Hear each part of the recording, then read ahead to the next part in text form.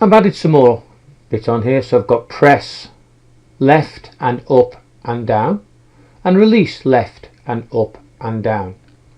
Exactly the same. So my original press right made him move right at speed 5.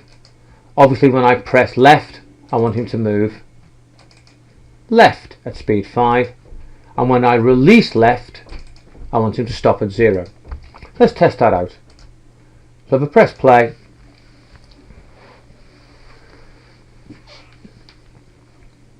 comes up, right arrow moves him right, left arrow moves him left, down arrow moves him down, and the up arrow moves him up.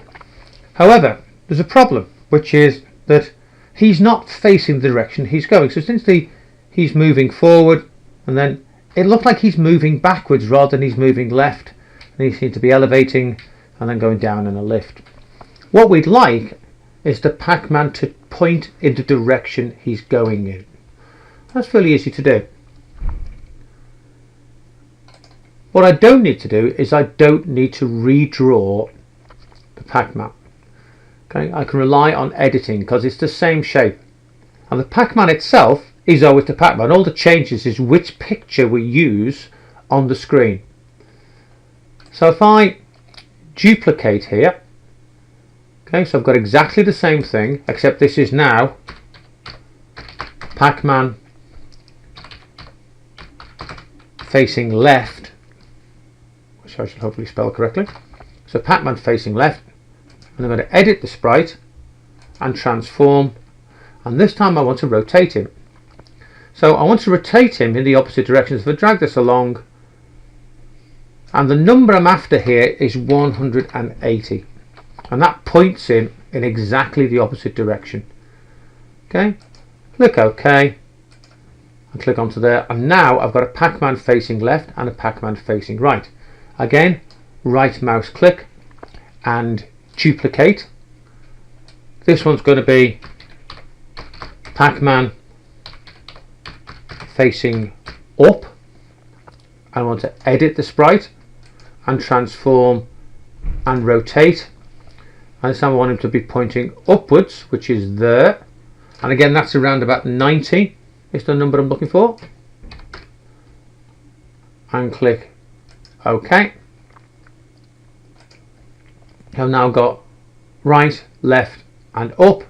So finally duplicate, I've got Pac-Man facing down, and it is worth putting these names in.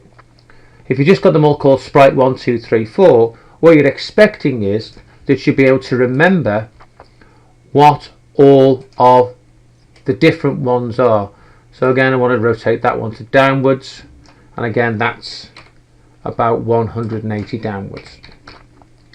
Okay, depending on which one I started with. So I started with the down, and click OK. So now, instead of having one image for Pac-Man, I've got 4. But the object at the moment has still only got the one image on it. That's fine. Okay, we need to pick an image we start with, and I'm going to pick as an image, I'm going to pick Pac-Man facing right. But when he's moving left, what I want him to do is I want him to change from the Pac-Man facing right, I want him to change to Pac-Man facing left. I want to change the sprite. So when I press the left button, I want to change the sprite. So if I go onto here, okay, change sprite. Okay, so what I wanted to do is change to Pac-Man facing left. So whenever the left button is pressed, it's going to change from Pac-Man facing right. Well, it's going to change from whatever it was before, because it doesn't matter what it was before. It's going to change it to Pac-Man facing left. Let's have a play. So it comes up with the default image, the first image I told it, which is it facing right. So if I go right, nothing happens. If I go left, it now points the other way. Now of course, if I go back right, it's still facing left because I haven't told it to change direction.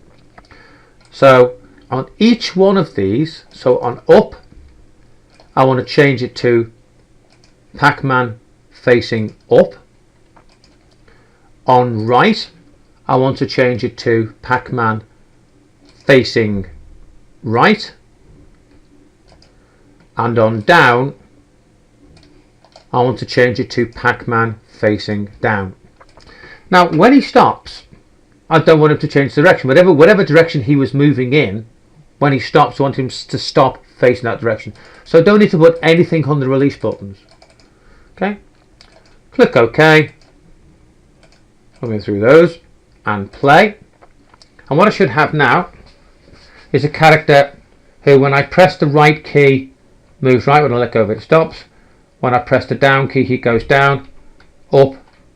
So now I've got a character who goes around the screen and points in the direction I want him to go in.